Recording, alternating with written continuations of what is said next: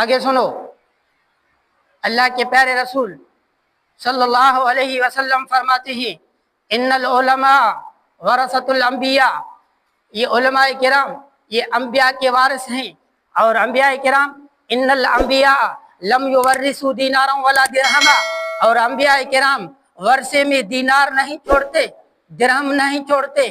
انہوں نے اپنے پیچھے، انبیاء کرام نے اپنے پیچھے وراثت میں، ورثے میں مال نہیں چھوڑا، زمین نہیں چھوڑی، جائیداد نہیں چھوڑی۔ انما ورثوا العلم، انہوں نے اپنے وراثت میں، انہوں نے اپنے ورثے میں چھوڑا تو علم چھوڑا۔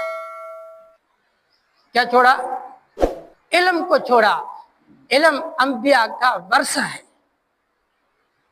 فمن اخذہ اخذ بحظ وافر، کہ جس نے بھی علم حاصل کیا تو گویا کہ اس نے بہت بڑا حصہ حاصل کیا۔